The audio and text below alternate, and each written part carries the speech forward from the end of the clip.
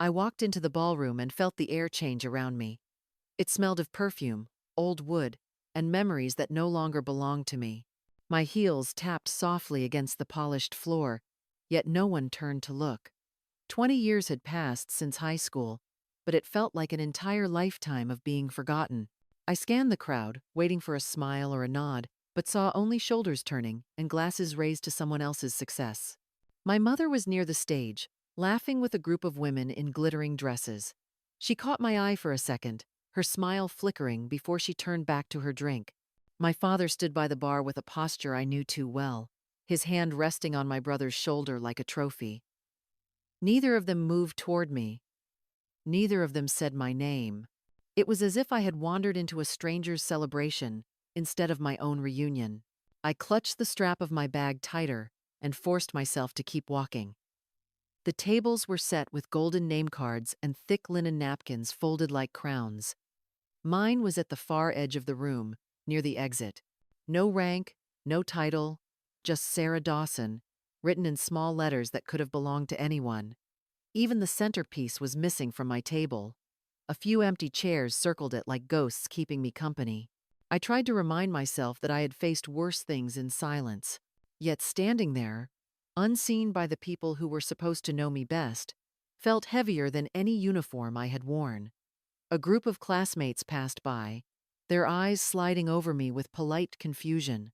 One whispered something I couldn't catch, then laughed as they walked on.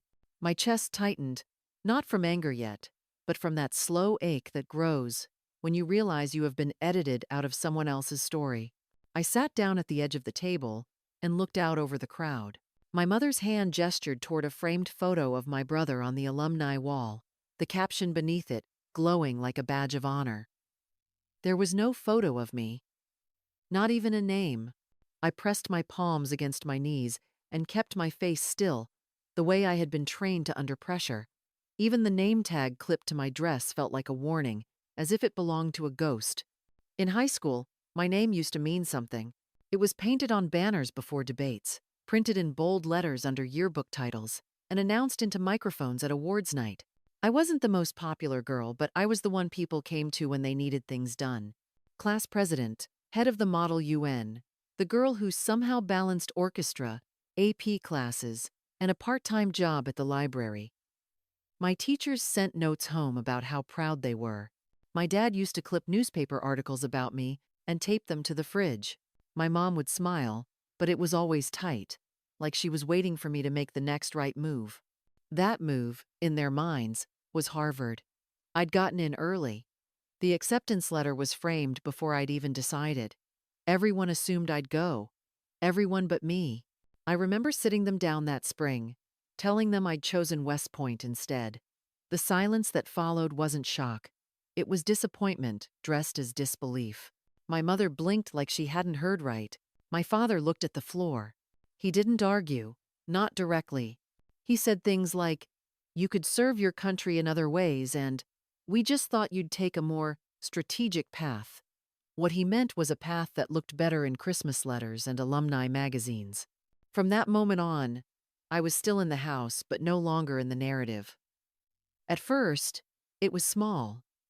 Photos quietly moved off the walls. My name stopped being mentioned at dinner with family friends. By the time I graduated from West Point, there wasn't even a card. I kept telling myself they were just confused, that maybe time would soften it. But year after year, promotion after promotion, it was like I'd chosen a road that led out of their version of who I was supposed to be. I stopped sending updates, stopped calling. There wasn't much point when every email back was polite, short, and empty. They'd replaced me with silence. And silence, I learned, could be louder than any goodbye. Melissa found me near the coffee station, her expression unreadable. She held her phone out, screen lit, thumb hovering over an email. "You should see this," she said, her voice low like she didn't want the words to exist outside that small space between us. I took the phone without thinking, expecting a photo or maybe a rumor. Instead, it was an old email. The sender was my father. The subject read, "Removal Request, Sarah Dawson." I felt the words before I fully processed them. My fingers tightened slightly as I read. Given Sarah's decision to pursue non-traditional service, we feel her inclusion in the alumni honor wall may create confusion around the family's narrative and values. They asked to have my name removed. Not missed. Removed. It was so carefully worded. Polite. Neutral. But underneath, it bled with shame. Shame not for what I'd done, but for who I'd become. Not the Harvard alum they wanted. Not the polished daughter with a predictable path. I stared at the message. Not just what it said, but what did it mean? This wasn't forgetfulness. This wasn't an absence. This was an erasure. Precise and deliberate. Melissa cleared her throat, like she wanted to apologize for being the messenger. There's another one, she said, swiping to a second email. My stomach turned before I even looked. This one was from my mother, a direct note to the Medal of Honor board. Sarah Dawson has expressed a strong desire for anonymity. She declined public recognition. I hadn't. Not once. I never wrote that. Never said those words. I swallowed hard, the room tilting just slightly. I could still hear music from the ballroom, the occasional clink of champagne flutes. A slideshow was playing across the projector screen. Baby photos. Graduation shots. None of mine. I remember sitting at my desk that year, writing the final field report that led to the nomination. I remember the covert mission, the injuries, the silence that followed. I thought maybe they'd see me differently if they ever found out. Turns out they already had. And they chose to hide it. My parents hadn't just moved on from me. They had rewritten the story, so I was never in it. I handed the phone back without saying a word. Melissa looked at me, then looked away. There was nothing to fix, nothing to explain. Some betrayals don't come with shouting or slamming doors. They come in forwarded emails. I sat down at my table again, numb and still. Not angry yet. Not even hurt. Just frozen in that moment between realization and rage. When you finally understand that love, real love, doesn't erase people to protect an image. The MC clinked his glass and called for attention, his voice rising above the hum of small talk and soft jazz. Let's raise a glass, he said with a big grin, to the stars of Jefferson High, class of 2003. Some of us went corporate, some went creative, and hey, did anyone here end up a general? The crowd chuckled politely, not realizing the punchline was already loaded and aimed. My father didn't miss a beat. Still seated near the front, he leaned back and said, just loud enough to carry, if my daughter's a general, then I'm a ballerina. The laughter that followed wasn't awkward or nervous. It was loud, free, easy. Like mocking me was the most natural thing in the world. I didn't move, didn't flinch. My eyes stayed on the centerpiece that wasn't there. The wine in my glass caught the light, and for a second I thought about standing up. Just standing. But no one was looking my way. Someone added, didn't she just do a summer program or something? Like ROTC light? My mother laughed softly, sipping her drink. She always had a flair for dramatics, probably still peeling potatoes on some base. That one landed hard. The whole table erupted. Even the DJ smiled behind his booth. No one corrected them. Not a single voice said, actually. She commanded missions most of you couldn't even pronounce. No one even looked uncomfortable. It was like they all agreed on some quiet truth I hadn't signed off on. Jessie glanced at me from 2 tables over. Her eyes were wide but helpless, like she didn't know whether to speak up or disappear into her chair. I stayed still. That was the training. Stillness under pressure, calm under fire, but this wasn't combat. This was cruelty in formal wear. It wasn't just that they laughed, it was how easily they did it, how confidently. Like they'd been handed a script and I was just playing the role they expected. I kept my hands folded in my lap, my back straight, my expression unreadable. Inside, though, something cracked. Not a break, a shift. I thought I'd been erased. But this was different. This was a performance built on my silence, a stage where they felt safe mocking me because they believed I'd never speak. And they were almost right. But not anymore. I slipped out before dessert, the sound of laughter still echoing in my ears like gunfire after the ceasefire. The hallway felt colder than the ballroom, quieter too, and every step toward my hotel room felt like peeling off another layer of something I didn't want anymore. By the time I closed the door behind me, the silence had weight. My phone buzzed with a secure notification. I knew that tone. I'd heard it in war zones and briefings at dawn. Merlin's status updated. Threat level 3, eyes requested. I stood still for a second, phone in hand, letting the message settle against the backdrop of what just happened. Then I walked to the closet and pulled out the black case. It took my fingerprint, voice, and retinal scan to unlock. Inside was the uniform I hadn't worn in months.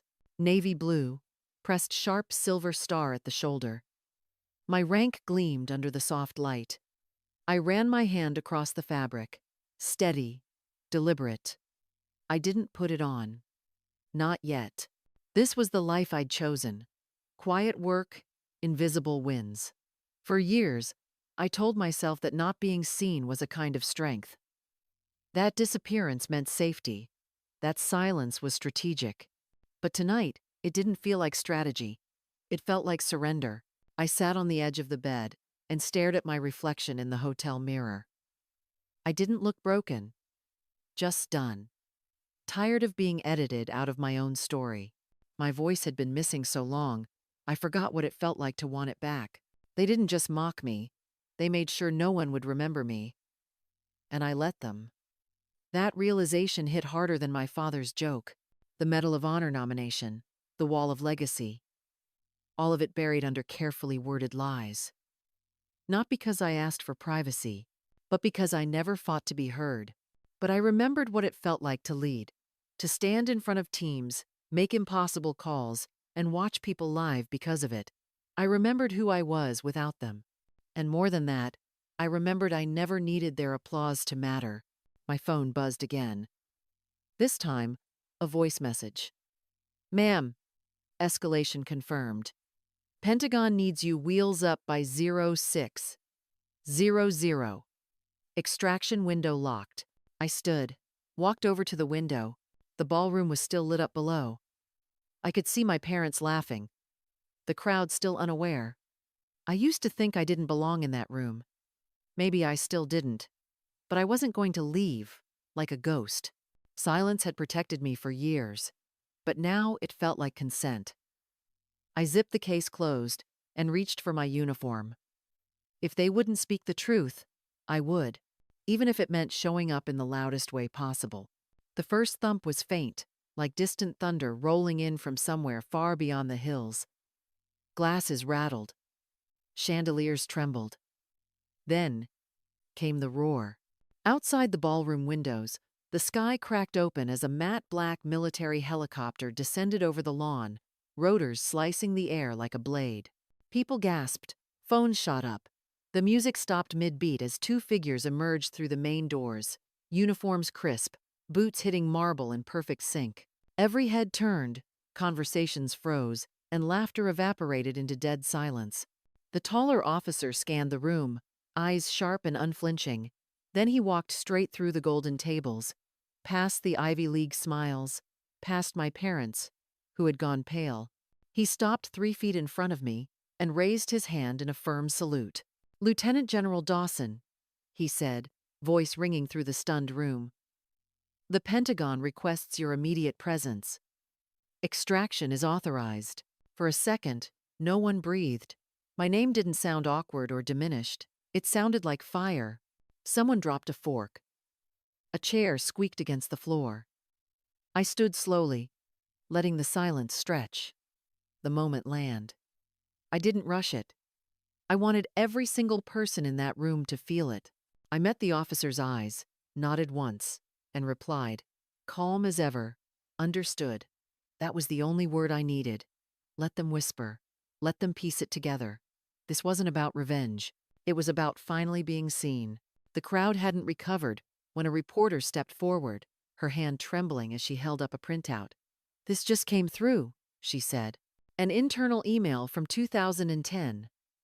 The Dorseys requested the removal of General Dawson's name from the alumni wall to protect the family's narrative." The room gasped, like a single breath had been stolen from every throat. I turned toward my parents. My mother looked like she'd been caught in a freeze frame, lips parted but silent. My father stood rooted, wineglass dangling in his hand, his knuckles white. "You didn't just ignore me," I said, voice clear. "You tried to erase me. I wasn't loud. I didn't have to be." Every word hit like a gavel.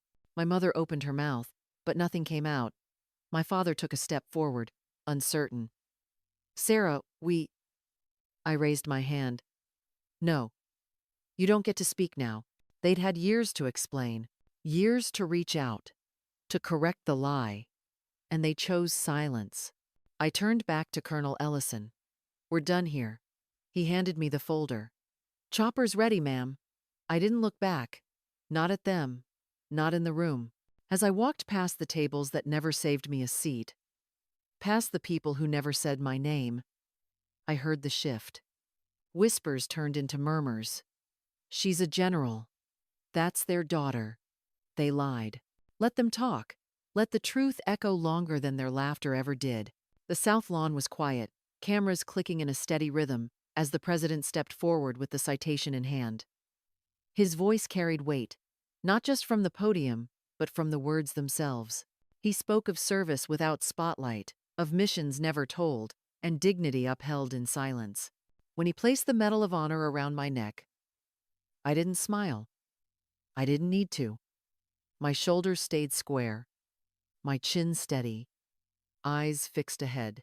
Somewhere behind the flash of cameras, my parents sat in the third row. My mother's posture was perfect, her expression unreadable. My father stared straight ahead, hands folded. They didn't clap. They didn't cry, and I didn't look their way. This wasn't for them. It had never been. It was for the girls who were told to stay quiet, for the soldiers who served without glory, for the woman I became when no one was watching. When I stepped down from that stage, the applause swelled behind me, but it was the truth that walked with me. And that was louder than anything they could ever say. If you've ever sat in a room full of people who were supposed to know you and still felt invisible, I want you to know you're not alone. If you've been written out, dismissed, or quietly erased by people who should have stood by you, I see you. And maybe more importantly, others do too. Drop a 1 in the comments if you've ever been made to feel like you didn't belong. Drop a 2 if you made it out stronger, even if no one ever said your name out loud. Not for likes, not for attention, just so someone else scrolling past knows they're not the only one. This space is for us, the ones who kept showing up even when no one saved us a seat. We're not here to be validated. We're here to remind each other we always mattered, even in silence.